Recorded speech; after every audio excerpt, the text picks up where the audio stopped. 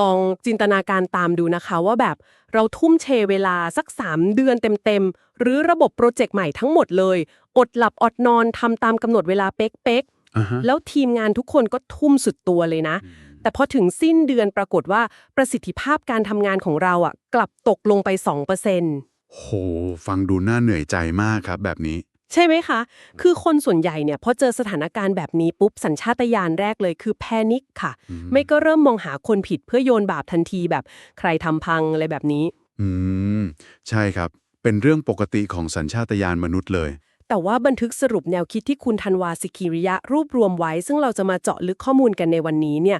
กลับนำเสนอแง่มุมที่แบบกลับตาลปัดเลยค่ะข้อมูลชุดนี้บอกว่าความล้มเหลว2%ที่ว่าเนี่ยมันไม่ใช่หายนะเลยแต่มันคือจุดข้อมูลที่มีมูลค่ามหาศาลที่สุดต่างหากซึ่งการเปลี่ยนมุมมองต่อความล้มเหลวแบบพลิกฝ่ามือนี้แหละครับคือหัวใจสำคัญของสิ่งที่เราเรียกกันว่าวงจร PDCA หรือ Deming Cycle เลยอ่ะฮะคือภารกิจของการพูดคุยเจาะลึกของเราในวันนี้ เราจะไม่ได้มานั่งท่องจำทฤษฎีการบริหารงานแบบเดิมๆนะครับแต่เรากำลังจะมาถอดรหัสจิตวิทยาและกลไกเบื้องหลังกัน อืมน่าสนใจค่ะถอดรหัสยังไงคะคือเราจะมาดูกันว่าทำไมองค์กรระดับโลก หรือคนที่ประสบความสำเร็จอย่างต่อเนื่องเนี่ยถึงสามารถพัฒนาก้าวข้ามขีดจำกัดของตัวเองไปได้เรื่อยๆ โดยที่พวกเขาไม่ได้ทำงานหนักจนสายตัวแทบขาดนะครับแบบไม่ต้องเบิร์นเอาท์ว่างั้นเถอะถูกต้องครับ แต่พวกเขาทำงานอย่างมีระบบนิเวศ ที่เอื้อให้ความผิดพลาดกลายเป็นบันไดขั้นต่อไปได้อย่างเป็นธรรมชาติเลย อือหือสิ่งที่ดิฉันว่าน่าสนใจมากๆในบันทึกนี้ก็คือการทลายมายาคติเรื่องรูปทรงของความสำเร็จค่ะ อ่ะฮะเรื่องรูปทรงใช่ไหมครับใช่ค่ะ คือเรามักจะถูกสอนมาตลอดนะว่าความสำเร็จมันคือเส้นตรง ลากจากจุด A ไปจุด B ถ้าพยายามมากพอ เราก็จะเดินเป็นเส้นตรงไปถึงเป้าหมายได้ อืมเป็นภาพจำที่ฝังหัวเรามาตั้งแต่เด็กเลยครับแต่ในความเป็นจริงชีวิตมันไม่ได้ทำงานแบบนั้นเลยค่ะ พอลงมือทำปุ๊บ เราเจอทางโค้ง เจอทางตัน บางทีก็เหมือนเราวิ่งอยู่บนลู่วิ่งอะค่ะ อ่ะฮะลู่วิ่งในฟิตเนสแบบนั้นเลยใช่ไหมครับ ใช่เลยค่ะ วิ่งจนหอบแทบตาย แต่พอมองไปรอบๆอ้าวเรายังอยู่ที่เดิม โอ้โหภาพของลู่วิ่งที่คุณพูดถึงเนี่ยสะท้อนการทำงานแบบที่ไม่มีระบบได้ดีมากเลยนะครับ คือเราใช้พลังงานมหาศาลไปกับการเคลื่อนไหว แต่ไม่มีการเคลื่อนที่เลย ใช่ค่ะเหนื่อยฟรีชัดบันทึกฉบับนี้ก็เลยเสนอภาพจำใหม่ครับ ว่าโครงสร้างของ PDCA ไม่ใช่เส้นตรง และไม่ใช่ลู่วิ่ง แต่มันคือบันไดวนหรือที่เรียกว่า Spiral of Improvement ครับ ๆบันไดวนเหรอคะมันต่างจากลู่วิ่งยังไงอะคะความหมายของมันลึกซึ้งมากนะครับ คือทุกครั้งที่วงจรนี้หมุนครบหนึ่งรอบ เราอาจจะรู้สึกว่าเราวนกลับมาเจอปัญหาเดิมๆในทิศทางเดิม แต่มิติความสูงของเรามันเปลี่ยนไปแล้วครับ อ๋อคือเราไม่ได้อยู่ระนาบเดิมใช่ครับ เรากำลังยืนอยู่บนมาตรฐานใหม่ที่สูงกว่าจุดเริ่มต้นเสมอ โดยมี4เสาหลักคอยค้ำยันวงจรนี้ไว้ครับ สี่เสาหลักมีอะไรบ้างคะก็จะมี 1. วิสัยทัศน์ คือเป้าหมายต้องชัดเจน 2. ระบบระเบียบ ก็คือขั้นตอนการทำงาน 3. การประเมินผลที่ต้องวัดด้วยข้อเท็จจริง และ 4. การเรียนรู้ครับ คือการเอาข้อผิดพลาดมาปรับปรุง อืมขอแย้งตรงนี้นิดนึงได้ไหมคะได้เลยครับยินดีครับ คือพอได้ยินคำว่าบันไดวนที่หมุนสูงขึ้นไปเรื่อยๆหรือคำว่าพัฒนาอย่างต่อเนื่องเนี่ยในมุมของคนที่ต้องลงมือทำจริงๆแบบหน้างานเลยมันฟังดูน่าเหนื่อยมากเลยนะคะ อ่าฮะ แปลว่าเราจะไม่มีวันได้หยุดพักเลยหรือเปล่าคะเนี่ยการที่ต้องสร้างมาตรฐานใหม่ที่สูงขึ้นท้าทายขึ้นไปตลอดเวลา เอาจริงๆในทางจิตวิทยาแล้วมันนำไปสู่ภาวะหมดไฟได้ง่ายๆเลยนะ เป็นมุมมองที่สะท้อนความเป็นจริงในโลกการทำงานสุดๆเลยครับ และนี่แหละคือสาเหตุที่คนจำนวนมากต่อต้านกระบวนการพัฒนา ใช่ค่ะ ใครๆก็อยากทำอะไรแบบรูทีนสบายๆบ้าง แต่ถ้าเราเจาะลึกลงไปในข้อมูลชุดนี้เนี่ย เหตุผลหลักที่เราต้องสร้างมาตรฐานใหม่ในทุกๆรอบของบันไดวน ก็เพื่อป้องกันไม่ให้เราต้องมานั่งเหนื่อยฟรีซ้ำซ้อนต่างหากครับ ยังไงนะคะ ช่วยยกตัวอย่างนิดนึงลองนึกภาพตามกันนะครับ ถ้าเราแก้ปัญหาความวุ่นวายเรื่องการหาเอกสารไม่เจอในวันนี้จบแล้ว แต่เราไม่สร้างมาตรฐานการจัดเก็บไว้ อ่าฮะแบบว่าหาเจอแล้วก็กองไว้เหมือนเดิมใช่ครับ พรุ่งนี้เราก็ต้องกลับมาปวดหัวกับการหาเอกสารไม่เจออีก วงจร PDCA มันจะแก้ปัญหานี้ด้วยการสร้างพื้นคอนกรีตเสริมเหล็กทับลงไปบนบันไดขั้นที่เราเพิ่งก้าวผ่านมาเลยครับ อ๋อ เพื่อรับประกันว่าเราจะไม่ร่วงตกลงไปแก้ปัญหาจุกจิกเรื่องเดิมอีกใช่ไหมคะ ถูกต้องครับพลังงานสมองของเราก็เลยถูกสงวนไว้สำหรับความท้าทายใหม่ๆ ที่สนุกกว่าเดิม ไม่ใช่การย่ำอยู่กับความเหนื่อยล้าซ้ำซากครับ โอ้โห เข้าใจแล้วค่ะ คือมันเป็นการเหนื่อยลงแรงสร้างระบบแค่ครั้งเดียว เพื่อให้ระบบนั้นทำงานรับภาระในระดับพื้นฐานแทนเราเนาะ อ่ะฮะ ใช่เลยครับ แล้วเราก็จะได้เอาเวลาไปโฟกัสกับเป้าหมายที่ใหญ่ขึ้น ถ้างั้นเรามาเริ่มแกะรอยก้าวแรกและก้าวที่2ของการสร้างบันไดวนนี้กันเลยดีกว่าค่ะ ตัว P คือ plan กับตัว D คือ do ใช่ไหมคะ ใช่ครับ P กับ D ดิฉันแอบเห็นด้วยกับบันทึกเลยนะ ที่บอกว่าการวางแผนหรือตัว P เนี่ยมันไม่ใช่แค่การเรียกคนมานั่งสุ่มหัวกันในห้องประชุม แล้วก็มโนเป้าหมายขึ้นมาลอยๆอ่ะแต่มันคือขั้นตอนที่ต้องอาศัยความเอาจริงเอาจังที่สุดเลย ข้อมูลระบุชัดเจนมากครับว่าแพลนคือขั้นตอนที่สำคัญที่สุด เพราะมันคือเข็มทิศของการเดินทางทั้งหมดเลย อ่ะฮะ การวางแผนที่แข็งแกร่งตามระบบนี้ ต้องเริ่มจากการกางข้อมูลจริงบนโต๊ะก่อนครับ วิเคราะห์ว่าปัญหาหรือข้อขวดเราอยู่ตรงไหน ไม่ใช่เอาความรู้สึกมาคุยกันเนาะ ใช่ครับ ต้องใช้แฟกต์แล้วถึงตั้งเป้าหมายโดยใช้กรอบที่เรียกว่า SMART ครับ อ๋อ หลักการสมาร์ทเชื่อว่าหลายคนน่าจะเคยได้ยินมาบ้าง ครับผมก็คือต้องมีความเฉพาะเจาะจงหรือ specific วัดผลได้เป็นตัวเลขหรือ measurable สามารถทำให้สำเร็จได้จริงแบบไม่อิงปาฏิหาริย์ก็คือ achievable อ่ะฮะ แบบไม่ใช่ตั้งเป้าจะไปดาวอังคารพรุ่งนี้อะไรแบบนั้น ใช่ครับ แล้วก็ต้องสอดคล้องกับภาพใหญ่คือ relevant และสุดท้ายมีกรอบเวลาที่เด็ดขาดหรือ time bound ครับ อืม สิ่งที่ฉันชอบมากเลยนะ เวลาเราเอาหลัก SMART มาผสมกับการตั้งคำถามแบบ 5W1H ในขั้นตอนการวางแผนเนี่ย คือมันช่วยปิดรอยรั่วทางจิตวิทยาที่เรียกว่า bystander effect หรือปรากฏการณ์ความรับผิดชอบหมู่ได้ดีมากเลยค่ะ ปรากฏการณ์ความรับผิดชอบหมู่ อันนี้น่าสนใจครับ มันเป็นยังไงล่ะครับ ลองสังเกตดูสิคะ เวลาเราทำงานเป็นกลุ่ม แล้วมีคนบอกว่าเดี๋ยวทีมเราจะช่วยกันจัดการเรื่องนี้นะคำว่าทีมเราเนี่ยแหละค่ะคือหลุมพรางเลย ฮะ เพราะทุกคนจะคิดว่าเดี๋ยวคนอื่นก็คงทำใช่ไหมครับ ใช่เลยค่ะ สุดท้ายจะไม่มีใครลงมือทำเลย เพราะเกี่ยงกัน แต่พอเราเอา 5W1H มาจับ โดยเฉพาะตัว who ที่แปลว่าใคร และ what ที่แปลว่าทำอะไร อืม มันบังคับให้เราต้องระบุชื่อคนรับผิดชอบลงไปชัดเจนเลยค่ะ ว่านาย A ทำอันนี้ นาย B ทำอันนี้ การมอบหมายงานที่คลุมเครือมันก็จะถูกตัดทิ้งไปทันที โอ้โห เป็นการแก้ปัญหาที่ตรงจุดมากครับ มันเหมือนกับการตั้ง GPS ก่อนออกเดินทางเลยนะคะ เราไม่สามารถพิมพ์บอก GPS แค่ว่า พาไปภูเขาหน่อย แบบนั้นระบบมันงงตายเลย เราต้องระบุพิกัด latitude และ longitude ให้ชัดเจนไปเลยค่ะ เป็นการเชื่อมโยงที่เห็นภาพระบบความรับผิดชอบได้ชัดเจนมากเลยครับ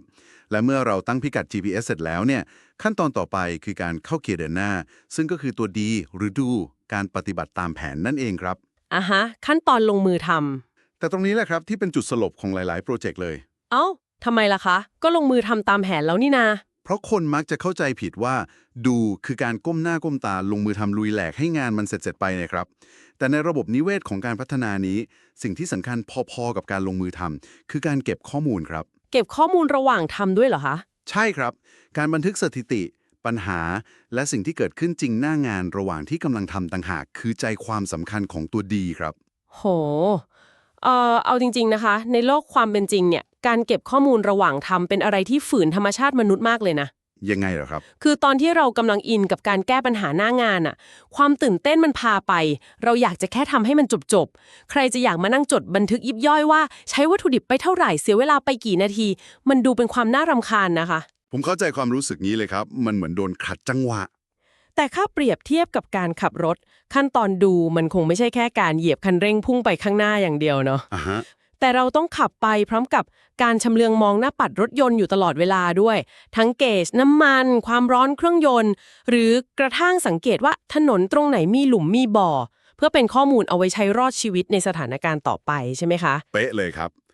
และเหตุผลที่เราต้องยอมฝืนใจตัวเอง ให้คอยสังเกตและบันทึกข้อมูลหน้าปัดรถยนต์พวกนี้ ก็เพราะว่าข้อมูลทุกตัวอักษร ทุกตัวเลขที่คุณจดไว้ในขั้นตอนดูเนี่ยมันคือวัตถุดิบชิ้นเดียว ที่จะทำให้คุณรอดพ้นจากหายนะในขั้นตอนถัดไปครับ ขั้นตอนถัดไปก็คือตัว C ใช่ไหมคะ เช็คหรือการตรวจสอบ ใช่ครับ ทฤษฎีทุกอย่างมันดูสวยหรูเสมอเวลาอยู่บนหน้าสไลด์นำเสนอ แต่บททดสอบที่แท้จริง คือตอนที่แผนมันปะทะกับโลกเป็นความจริงนี่แหละครับ อืมขั้นตอนเช็คเนี่ยแหละค่ะที่ดิฉันมองว่าเป็นจุดวัดใจเลยนะ ทำไมถึงเป็นจุดวัดใจล่ะครับ ในทางจิตวิทยาแล้วนี่คือช่วงเวลาที่อีโก้ของเราจะทำงานหนักที่สุดเลยค่ะ เพราะมนุษย์เราไม่ได้ถูกสร้างมาให้ชื่นชอบการถูกประเมินเวลาที่ผลลัพธ์มันล้มเหลวหรอกค่ะ อ๋ออ่ะฮะ จริงครับ ไม่มีใครชอบคำวิจารณ์ พอแผนที่วางไว้มันไม่เป็นไปตามเป้าปุ๊บสมองเราจะเริ่มสร้างกลไกป้องกันตัว เริ่มมีอคติยืนยันแบบ confirmation bias อะค่ะ แล้วก็เริ่มหาแพ้รับบาปทันทีเลย ตรงนี้แหละครับที่ระบบ PDCA เข้ามาช่วยถอดอารมณ์และอีโก้ออกจากการประเมินผล ขั้นตอนเช็ค เรียกร้องให้เรานำผลลัพธ์ที่เกิดขึ้นจริง มากางเทียบกับเป้าหมายแบบตรงไปตรงมา โดยไม่มีอคติครับ คือต้องใจกว้างมากๆเลยนะคะ ใช่ครับ เราต้องวิเคราะห์ให้ขาดว่า การที่เราไปไม่ถึงเป้านั้น มันมาจากปัจจัยภายใน เช่น ความสามารถของทีม กระบวนการทำงานของเราเอง หรือมาจากปัจจัยภายนอก ปัจจัยภายนอกเช่นอะไรบ้างคะ อย่างเช่น สภาพตลาดที่เปลี่ยนไป หรือซัพพลายเออร์ที่ทำงานพลาดครับ เพื่อที่เราจะได้รู้ว่า อะไรคือสิ่งที่เราควบคุมได้ และอะไรที่เราต้องหาวิธีรับมือใหม่ เพื่อให้ทุกคนเห็นภาพความวุ่นวายของการลงมือทำจริง และความทรงพลังของการตรวจสอบแบบไร้อีโก้เนี่ย ในบันทึกมีกรณีศึกษาเรื่องหนึ่งที่น่าสนใจมากเลยค่ะ เคสไหนครับ เป็นเรื่องเกี่ยวกับการตั้งเป้าหมายลดเวลาในกระบวนการผลิตอะค่ะ อ๋อ เคสโกดังสินค้าใช่ไหมครับ ในกรณีศึกษานี้โจทย์เริ่มต้นคือการตั้งเป้าแบบ SMART เลยครับ ว่าต้องการลดระยะเวลาในกระบวนการผลิตสินค้าลง 10% ภายในระยะเวลา 1 เดือน ชัดเจนมาก มีตัวเลข มีกรอบเวลา พอเริ่มขั้นตอนแพลนทีมงานก็มานั่งวิเคราะห์กันว่า อะไรคือตัวการหลักที่ทำให้กระบวนการนี้มันอืดอาด แล้วพวกเขาก็เจอว่าปัญหาใหญ่สุดอยู่ที่โกดังสินค้าไม่มีระเบียบครับ แบบว่าวางของสเปะสปะละคะ ใช่ครับ พนักงานต้องใช้เวลาเดินงมหาวัตถุดิบแต่ละชิ้นนานเกินไป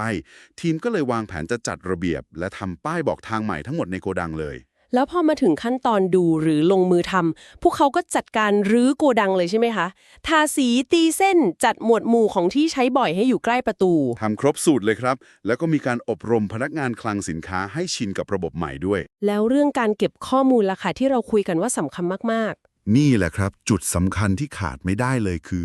พวกเขาเก็บข้อมูลบันทึกเวลาการทำงานจริงในทุกๆวัน ตามกฎเป๊ะๆฝืนใจจดกันสุดๆครับ ๆฮะ แล้วพอผ่านไป 2 สัปดาห์ พวกเขาก็เอาสมุดบันทึกที่จดไว้ มาส่องแว่นขยายดูในขั้นตอนเช็คครับ ผลปรากฏว่าระยะเวลาการผลิตลดลงได้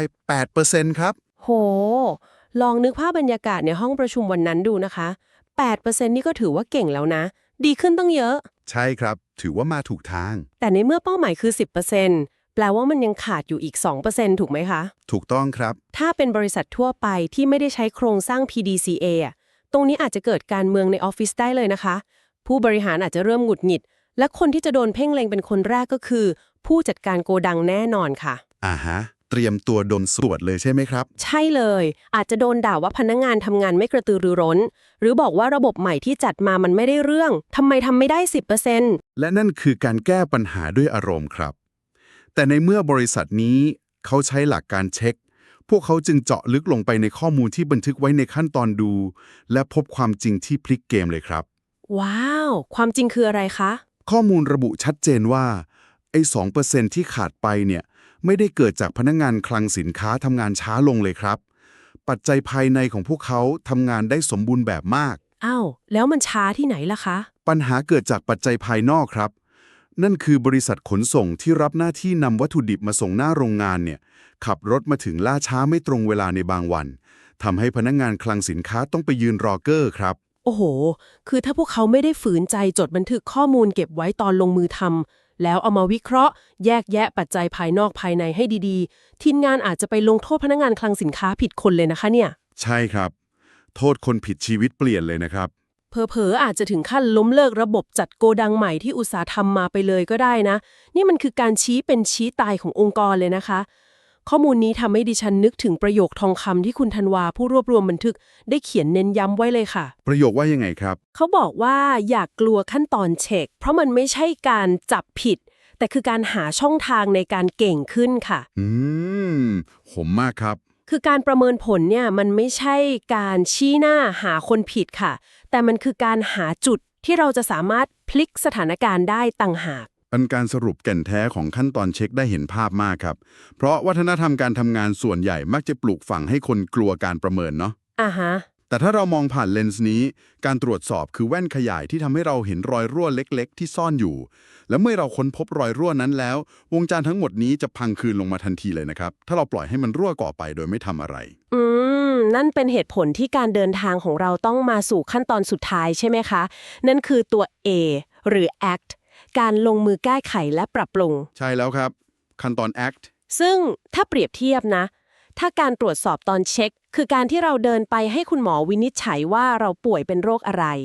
ขั้นตอน act ก็คือช่วงเวลาที่เราต้องยอมกลืนยาขมๆตามที่คุณหมอสั่งเพื่อรักษาให้หายขาดใช่ไหมคะ โอ้โห เปรียบเทียบได้ยอดเยี่ยมมากครับ คือต่อให้รู้ว่าปัญหาคืออะไร แต่ถ้าไม่ยอมกินยาอาการก็ไม่มีวันดีขึ้นนะคะ เห็นภาพชัดเลยครับ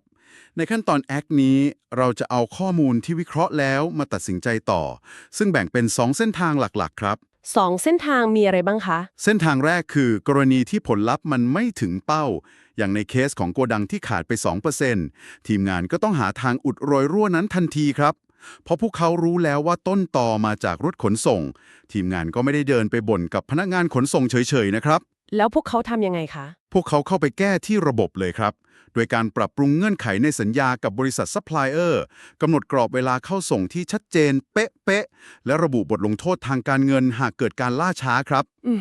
คือเข้าไปควบคุมปัจจัยภายนอก ด้วยการสร้างระบบกติกาครอบมันไว้เลย สุดยอดมาก แล้วผลลัพธ์หลังจากที่พวกเขากินยาแก้ปัญหานี้ล่ะคะ เป็นยังไงบ้าง พอแก้ปัญหาได้ถูกจุด ระบบขนส่งกลับมาตรงเวลา ผลลัพธ์สุดท้าย พวกเขาก็สามารถลดเวลาการผลิตได้ถึงเป้า 10% อย่างสวยงามเลยครับ ว้าว ในที่สุดก็สำเร็จ อันนี้คือไคลแม็กซ์ที่แท้จริงของวงจร PDCA ครับ เมื่อเป้าหมายสำเร็จแล้ว พวกเขาไม่ได้จบแค่นั้นแล้วแยกย้ายกันไปปาร์ตี้ฉลองนะครับ อ้าว ยังมีต่ออีกเหรอคะ นึกว่าจบแล้ว นี่คือเส้นทางที่ 2 ของขั้นตอนแอคครับ คือเมื่อผลลัพธ์มันถึงเป้าหรือดีเยี่ยม สิ่งที่ต้องทำทันทีคือการนำกระบวนการทั้งหมดที่เวิร์กเนี่ยมาจัดทำเป็นมาตรฐาน หรือที่ในวงการบริหารเรียกว่าการทำคู่มือ SOP ครับ Standard Operating Procedure เออเอาจริงๆ การทำคู่มือ SOP เนี่ยฟังดูเป็นงานเอกสารที่น่าเบื่อมากเลยนะคะ อ่าฮะ คนส่วนใหญ่ก็เบื่อครับขั้นตอนนี้ แต่ถ้าเรามองในมุมของจิตวิทยา มันคือระบบบันทึกความก้าวหน้า หรือการเซฟเกมเลยนะคะ อ๋อ เหมือนเซฟวิดีโอเกมใช่ไหมครับ ใช่ค่ะ เหมือนเวลาเราเล่นเกมผ่านด่านยากๆมาได้อะเราก็ต้องรีบกดเซฟไว้ที่จุดเช็คพอยต์ก่อน ถ้าสมมุติว่าเกิดพลาดตายในด่านหน้า เราก็ไม่ต้องกลับไปเริ่มเล่นใหม่ตั้งแต่เลเวล1ไงคะ โอ้โห เป็นการอธิบาย SOP ที่สนุกมากครับ ใช่เลย คู่มือ SOP นี่แหละค่ะ คือการเทปูนหล่อพื้นคอนกรีตบนบันไดบนขั้นนั้น เพื่อล็อกความสำเร็จไว้ไม่ให้ทีมงานลื่นถลายกลับไปทำงานแบบไร้ระเบียบเหมือนในอดีตอีก การเทปูนล็อกระดับความสำเร็จนี่แหละครับ คือหัวใจของการไม่เหนื่อยฟรี ที่เราคุยกันตอนต้นรายการก่อนที่พวกเขาจะเริ่มตั้งเป้าหมายในวงจร PDCA รอบใหม่ เพื่อท้าทายตัวเองให้ลดเวลาการผลิตลงไปอีกในอนาคตครับ อืม ภาพรวมทั้งหมดนี้ สะท้อนให้เห็นว่า PDCA ไม่ใช่แค่ตารางงานที่เอาไว้แปะบอร์ดสวยๆแต่มันคือระบบนิเวศของการพัฒนาอย่างแท้จริงครับ อ่ะฮะ เป็นระบบที่ผสานตั้งแต่ความรัดกุมในการตั้งเป้าแบบสมาร์ท วินัยที่แข็งแกร่งในการลงมือทำและจดบันทึก ความกล้าหาญในการเผชิญหน้ากับความจริงโดยปราศจากอีโก้ ไปจนถึงความเด็ดขาดในการสร้างมาตรฐานใหม่เพื่อยกระดับตัวเองขึ้นไปเรื่อยๆครับ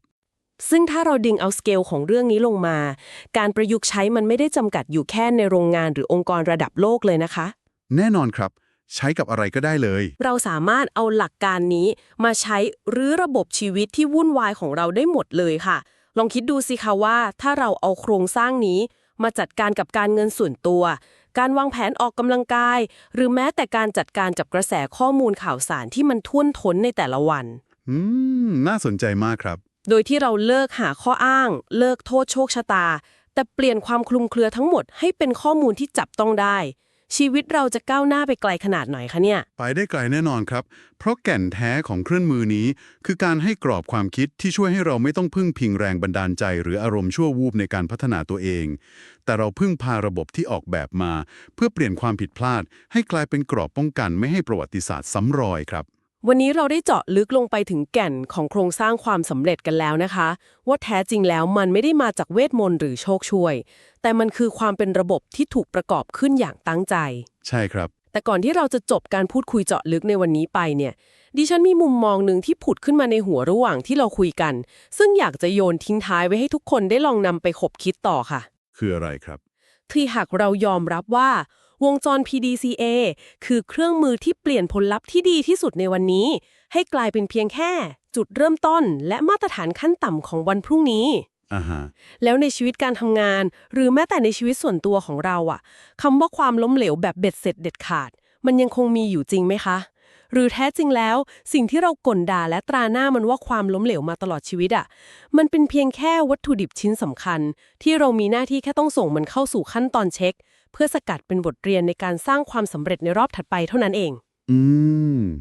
เป็นคำถามที่ลึกซึ้งมากครับ